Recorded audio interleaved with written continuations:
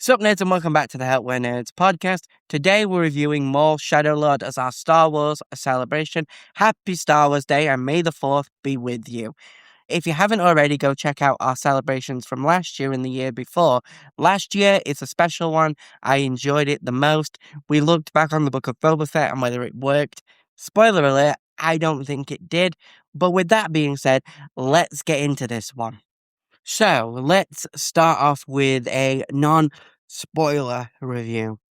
So, non-spoiler part, I think the sound design and visuals of this show were phenomenal. And it's something I would expect from Star Wars. I think the animation department always does a phenomenal job. I think it's their strongest point, if I'm being honest, especially since Disney took over. Star Wars, physical media, live action is always hit and miss, especially when it comes to the movies. I think their shows are pretty good, although again, it is hit and miss and depends on taste.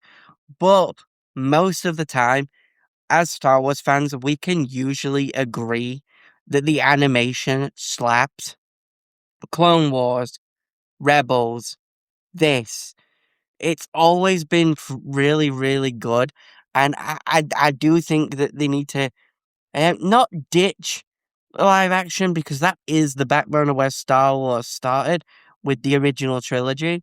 But I do think they need to focus a bit more on the animation department and less on the live action, especially for Disney Plus, and maybe release films to supplement the animation rather than completely use live action all the time. I think it works better. I think Star Wars as a franchise thrives in animation. Let me know in the comments if you agree with me. But personally, that's my opinion. And I think this show just encapsulates it because the animation is crisp, the sound design is phenomenal. I mean, the music itself is just chef's kiss throughout the entire show, but no more so than in the first episode. It captures you straight away with the music that they've chosen. And you know you're not watching a hero story from just the music alone. Like, it's phenomenal. And I can't fault it at all. The voice acting, as always, is amazing. Maul is always a standout character, has been since his introduction in 1999's Phantom Menace. I almost forgot the title. I was going to call it just Star Wars. I don't know why. The one that was just called Star Wars was A New Hope, but for some reason, my brain forgot Phantom Menace, which is really weird. I watch them every year on Star Wars Day and throughout the thing, but it completely out my head. Don't know why. Oh well. Hey ho. But that being said, and there are some negatives that I've got. I think there should have been more focus on Maul's side of the story rather than the Jedi and Lawson and all that stuff. But I'll talk more about that when we get into spoilers. So, talking of spoilers, let's move on from this spoiler-free part to spoilers. So if you haven't seen the show, this is your cue to click off and come back when you've seen it. Now we'll start talking about episode 1. Episode 1, I think, was a phenomenal introduction to the show. I think it hit Maul with the ground running.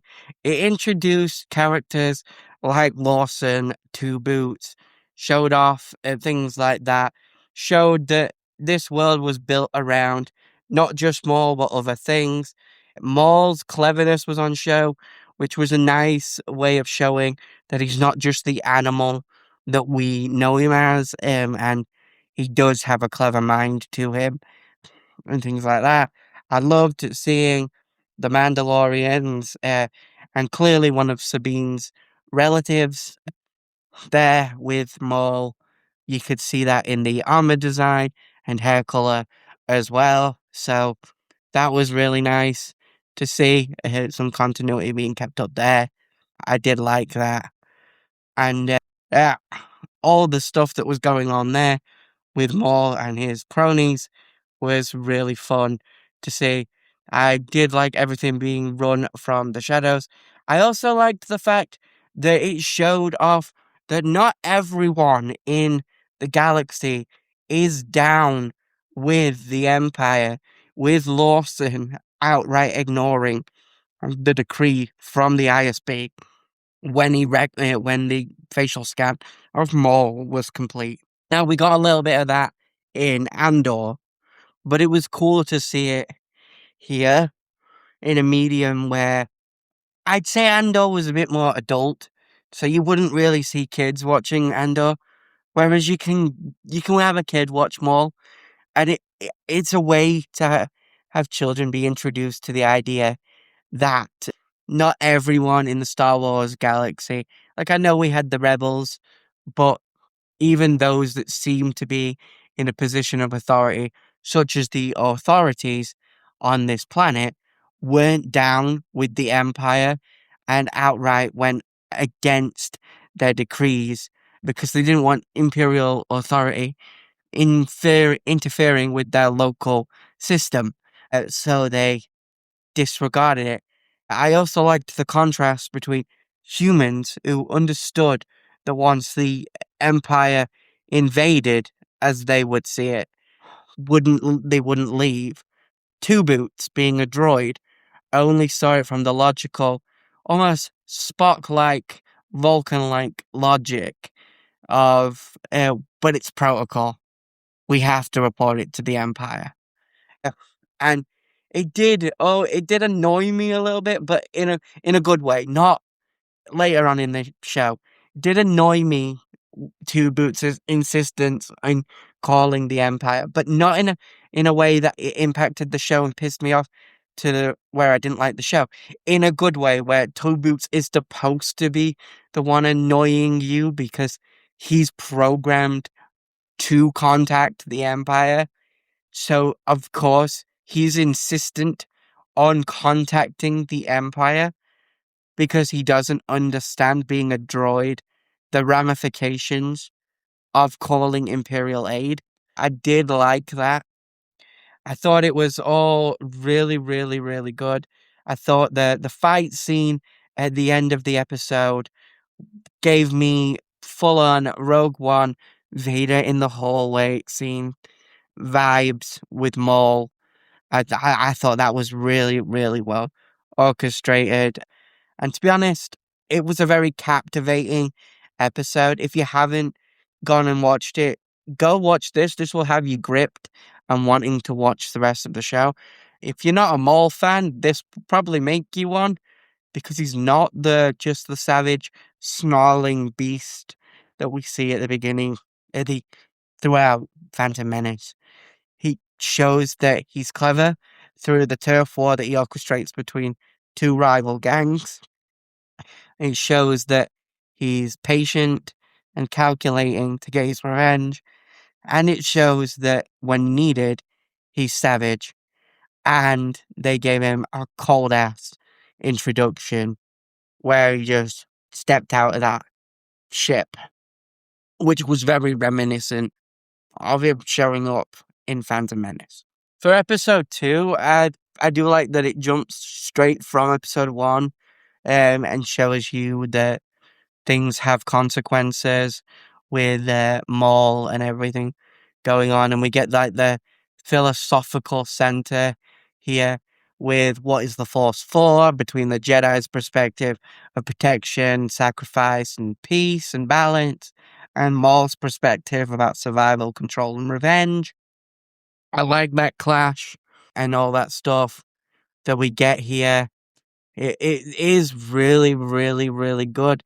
I also like the dilemma that is put before us in this episode with Maul and the thing. It feels like the classic Heroes debacle where Maul brings down the bridge and the Jedi has to choose whether to chase Maul to get his apprentice back or to save the civilians.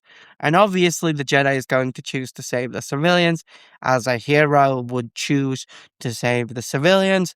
that is the dilemma, and that is where it comes in. It's like the trolley problem. Which one would you do? Uh, but they're trained in a specific way, and the Jedi knows his apprentice is equipped for what she needs to be equipped for. I did like that, and although it is a little bit predictable, and the lizard was a Jedi. Who would have thought? Now, obviously, I'm being sarcastic there because his trusting nature of the authorities, their secretism throughout the first episode, and the fact that neither of them would give identification uh, kind of hinted, even if they didn't outright state it, that they were either that they were Jedi survivors. So, and I did like that the confirmation came from him having to reveal himself during the hero's dilemma. But I also liked that people didn't really realize either, because it starts to lend a bit more credence to the Han Solo of it all in in A New Hope, because there's always been a bit of a backwards and forwards with the Star Wars fandom, that Han didn't really believe in the Jedi and it in A New Hope, and it didn't really make sense if the Jedi were a massive organization going around saving the day 20 years ago. Now, Han wasn't that old, so he should have at least heard the stories or at least remembered something, because he wasn't that old, but he wasn't that young either. So there was a bit of a discrepancy there, but showing Lawson, the police officer, witness a Jedi use the Force to stop the bridge from collapsing and just see it as an old man in pain shows that general citizens, even ones that have worked with Jedis before, don't always know what they're dealing with. And thus the Jedi becoming a myth makes more sense. At least that's the way I'm interpreting it. You can tell me if you guys didn't interpret it that way in the comments down below, but it feels like that was a good way to interpret it and a good way to like show the slow forgetting of what it feels like to be in the presence of a Jedi and everything like that. As for as for as for episode 3, I feel like this was Maul's coming out. Miss Maul's like manipulative era in the show, if you will. I feel like he did a really good job at toying with her and playing games in a way that feels like a cat playing with a mouse. He told her exactly how she could escape the cell. It was so good that there was so much so rich in there. I loved everything in that. There was so much there. He pushed her to embrace everything that she needed. Like, yes, he locked her in the cell, but he told her how to get out. He told her all she had to do was push herself and escape, which she did. She managed to escape in the last episode. But once she got out, he proceeded to bait her, to use patience, to just manipulate her, isolate her, push her emotions, encourage her anger, reward her vulnerability with attention, all that sort of stuff. Everything he was doing was toying with her, turning everything against her. The tragedy of the fall of the Jedi, everything, pushing her to embrace the anger that she feels towards the Empire.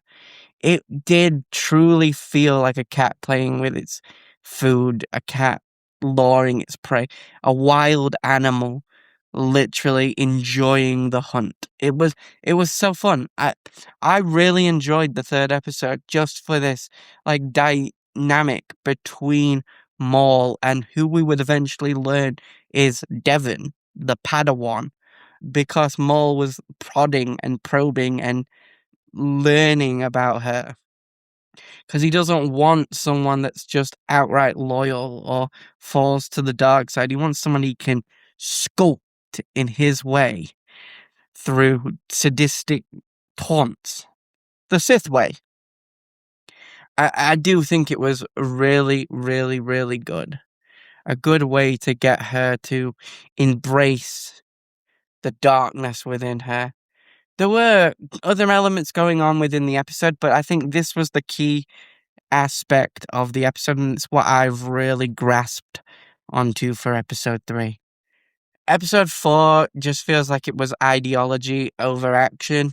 I feel like the episode slows the action slightly to focus on something Star Wars doesn't always explore deeply. Philosophy, Jedi versus Sith. Here, it's not just surface level, it's about the control versus freedom, emotion versus suppression, order versus survival. And Maul actually makes compelling point that it was dangerous for them to not embrace things, that the way that they were going about things now of all times was really dangerous, especially now that the Emperor had as Maul called them, Jedi hunters, the Inquisitors, because by cutting themselves off from other emotions and waiting before acting, they were acting as though they were still Jedi. And while that's admirable, and Maul even says that, that's expected. And what's expected is dangerous and will not lead to survival. You can see it with Cal Kestis. While he doesn't fall to the dark side, he sort of abandons that patience mentality that you would have been taught as a Jedi and moves to a more proactive mentality throughout the game. And that proactive mentality is what leads him to be able to survive. And I feel like that's what Maul was getting at, but he was trying to corrupt it in a way. I also loved the betrayal layer here with Vero and Krim, where the Pikes highlighted something important. So to Maul, being loyal isn't a constant. He was betrayed by one of the most important people in his life. Sidious, Palpatine, was the most important person in his life. It was his father figure, his master, his everything. And he was cast aside because he was no longer useful. So to Maul, being betrayed is par for the course. And so Maul uses people with the expectation that their loyalty will wane because he doesn't expect loyalty to survive. I did like that. I also liked him using that expectation to get at Krim because he tricks Krim into thinking that Vero has betrayed him and taken him out to bring him to the Pikes, but it didn't actually go down that way. And then he just eliminates the Pikes and takes back over their organization.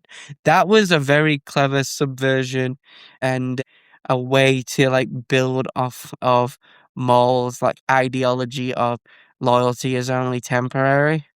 I did like how they did that. Now we get to the halfway point, and unfortunately, our good friend Two Boots did betray us. Though Lawson did betray him first, he did deactivate him and shut him down. And I haven't really talked about Lawson and everything going off there. Obviously, there's the investigation into what Maul's been doing and everything going on there. And Lawson, strained relationship with his son and his ex-wife being an Imperial and all that stuff. I didn't really talk about that, and I'll get to why in a bit, because I do have a reason for it. But Two Boots has eventually betrayed us and called in the Empire. And now that the Empire is here, things start to take a slight tone change. Up until now, Maul has been the main dominant threat, but the Empire becomes the focal point. It becomes the threat. It's different, it's not personal, and it's systematic. It makes the show very clear. It's it makes it very clear in the show, is what I'm trying to say, that while Maul is a villain, you can't deny that. Like, I wouldn't put anti-hero on the label. I wouldn't put anything like that on that label at all. It's villain. Maul is a villain through and through. He's a bad guy. He's a manipulative, evil dude who has some sympathetic qualities. The Empire are evil, though. That's what the show tells you. Maul may be a villain, but the Empire are outright evil. And immediately becomes clear. They outright kill the captain for nothing. She did nothing. She had nothing to do with anything Lawson was doing. Lawson is the one that didn't report it to the Empire, but she gets killed. An Inquisitor is brought through. There is tons and tons of stuff that go on throughout this occupation.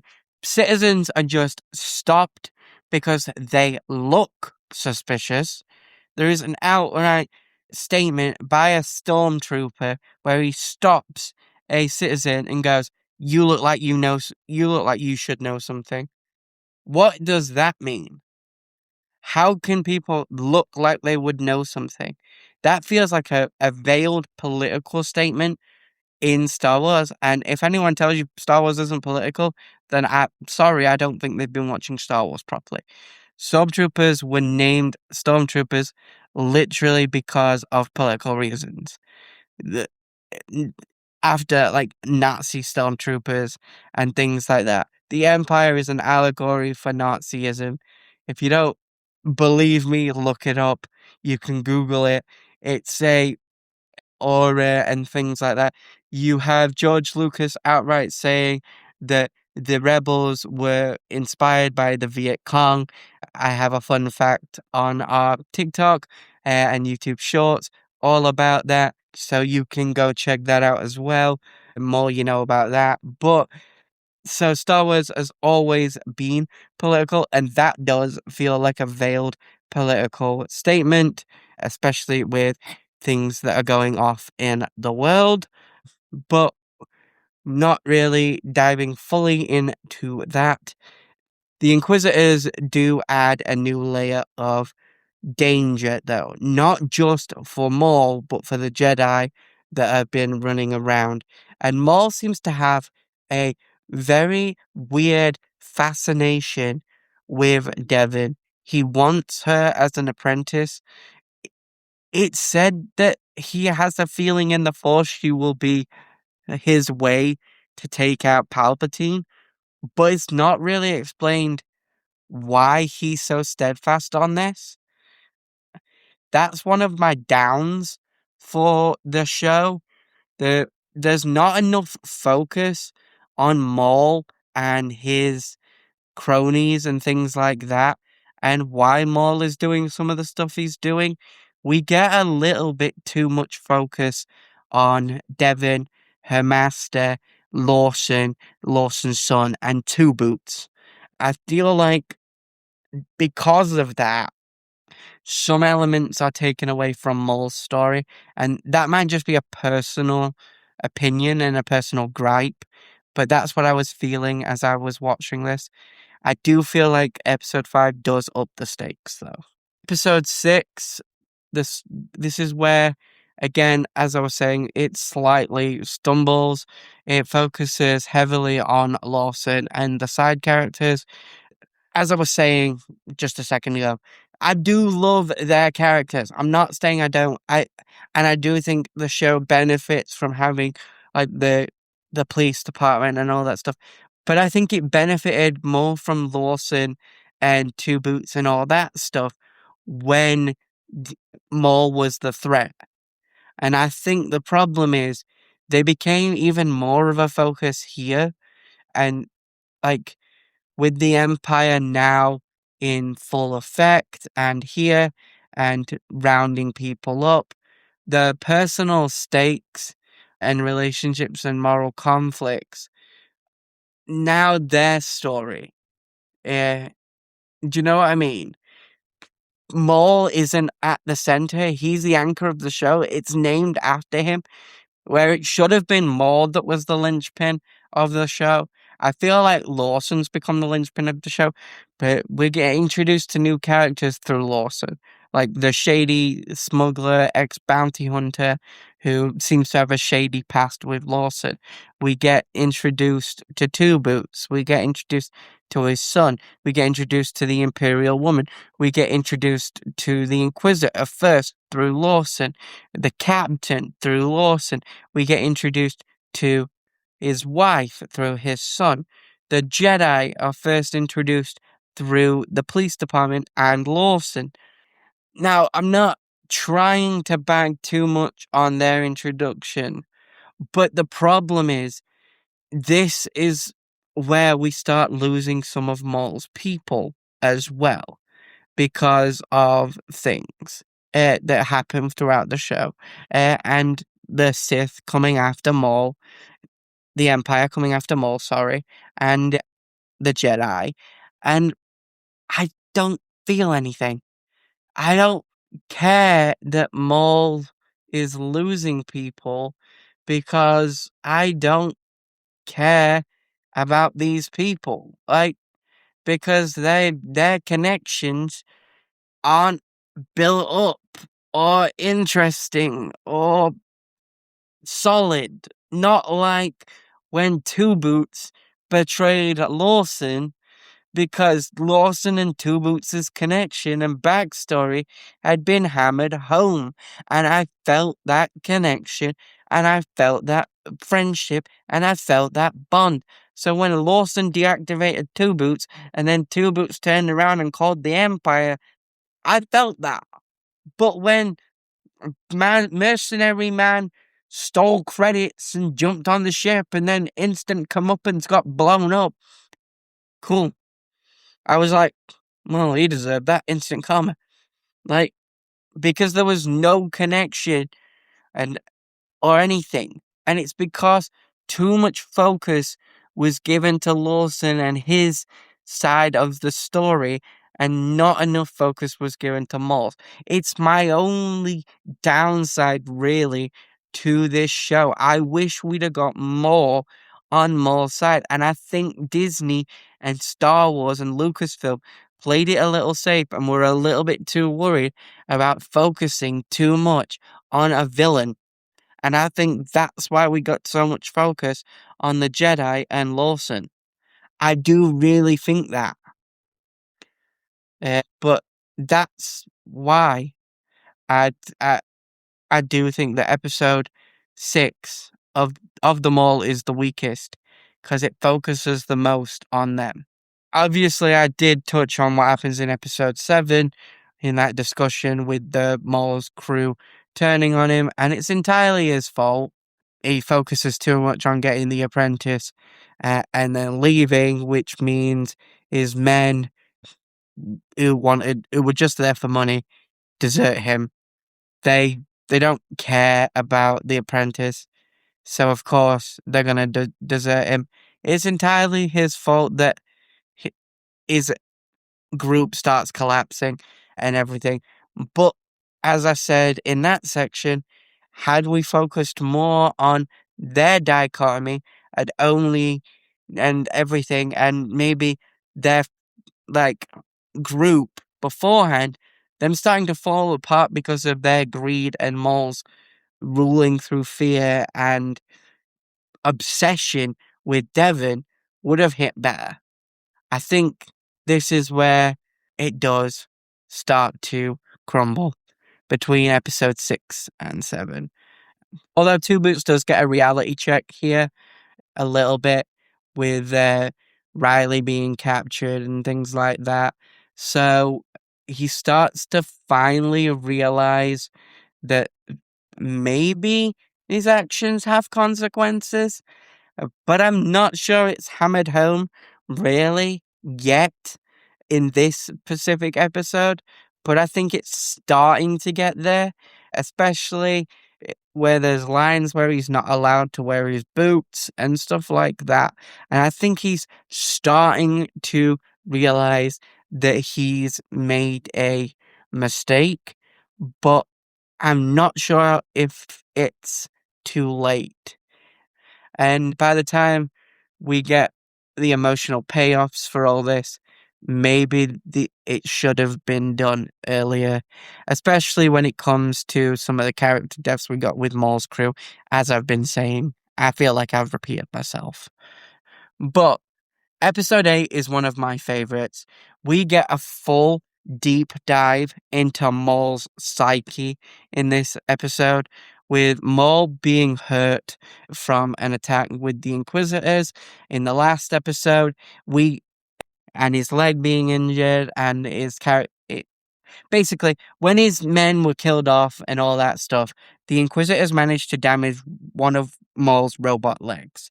With Maul damaged and in pain, he's now reliving some memories that we've seen before, but now we're living them through Maul's perspective. And we're getting like Maul's internal struggle. And it's kind of hard hitting.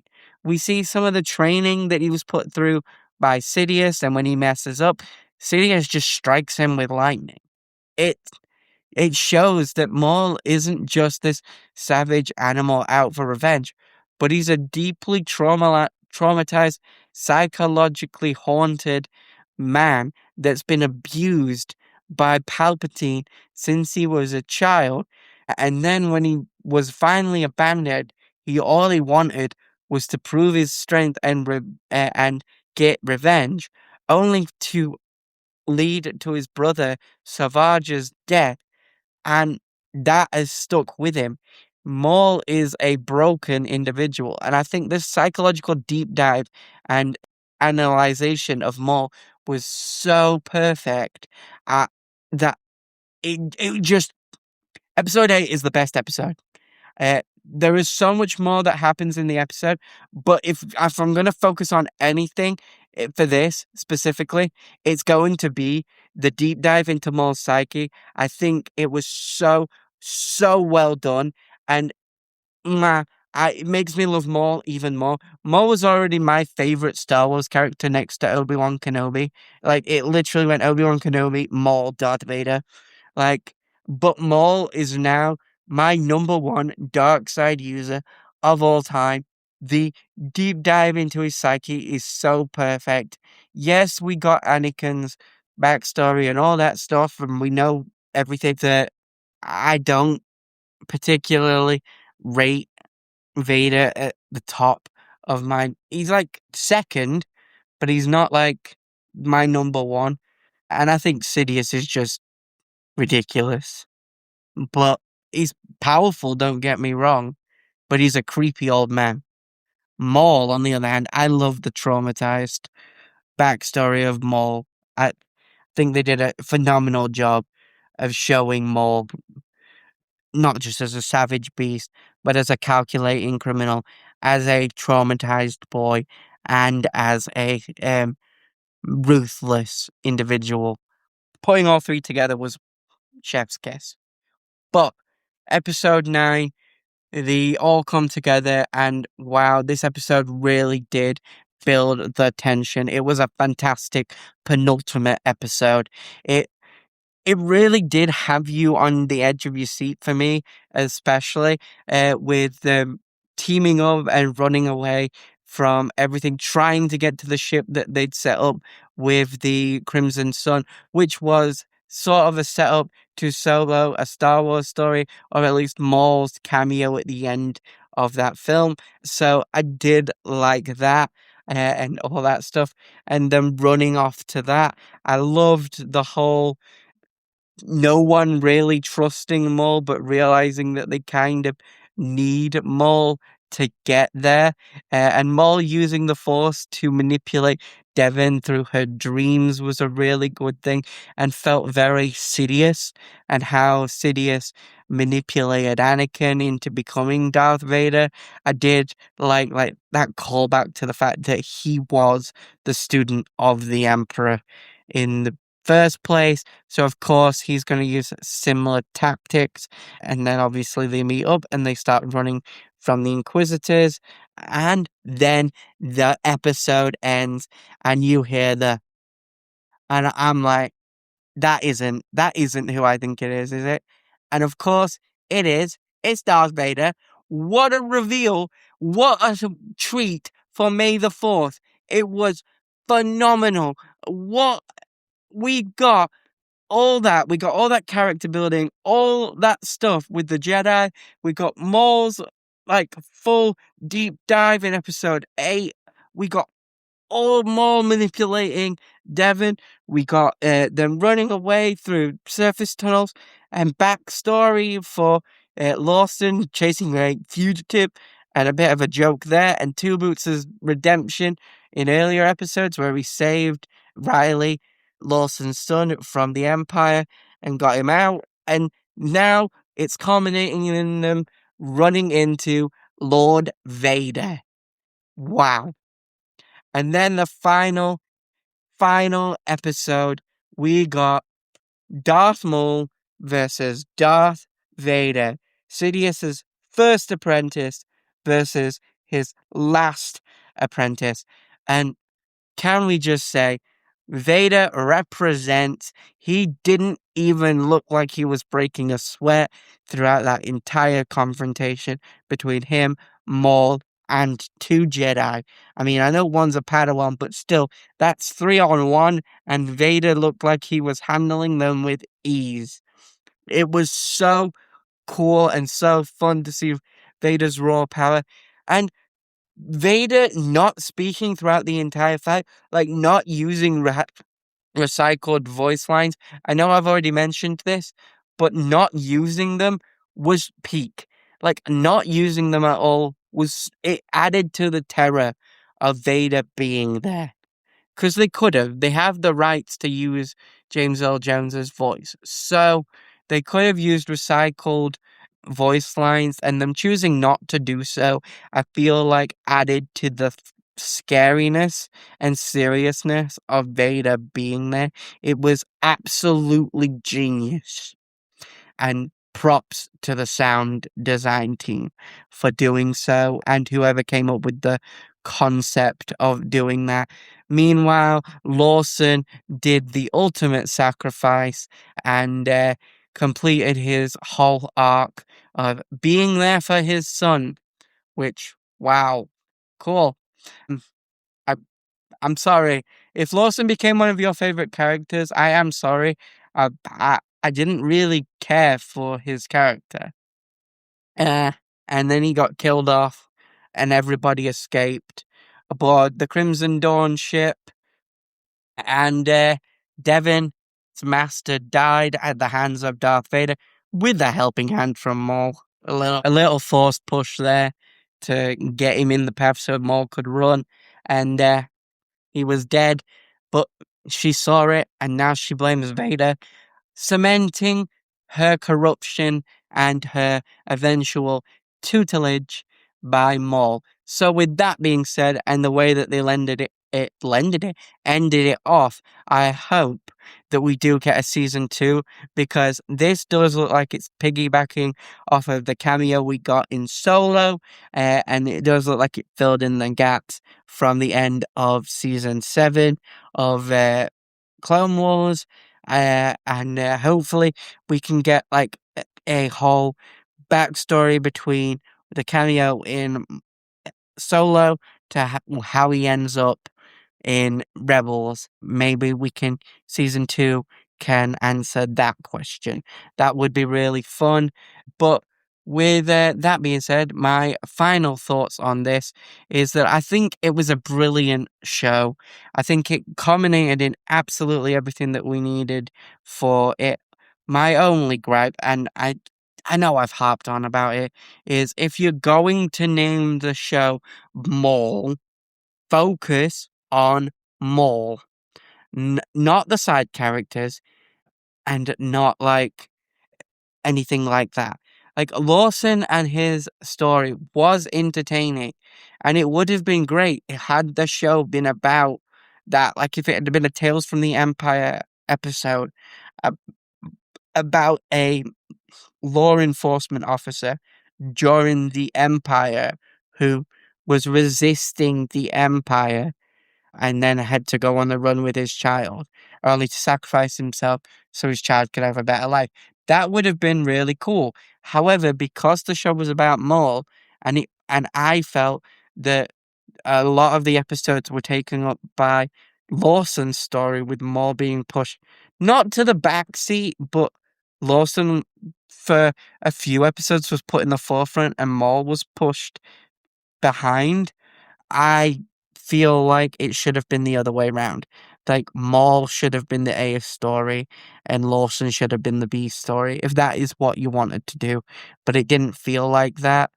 And usually Star Wars are really good at having A and B stories. Check out Clone Wars for that. They do that a lot.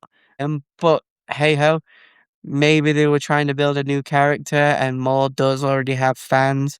So maybe that's what they were trying to bank on, and we did get that whole character story in episode 8. So I can't fault you for that. The only problem is that Maul's crew were all pretty much all wiped out, including his droid. And I didn't really feel anything for them because of the fact that we focused too much on Lawson's family. Like, if Two Boots had died, I would have felt something. But when Maul's droid died, I didn't feel anything. And I don't know if that was me because I was focusing on it for review purposes rather than engaging it for entertainment purposes, or not. Let me know in the comments if you felt the same thing. But as I would still give this a solid 8 out of 10. I'd just knock it down by 2 just because I do think it focused too much on Lawson. But with that being said, I'm going to call this video to an end. If you have liked it, don't forget to like, subscribe, and ring that notification bell. And as always, stay happy, stay healthy, and most of all, stay nerdy.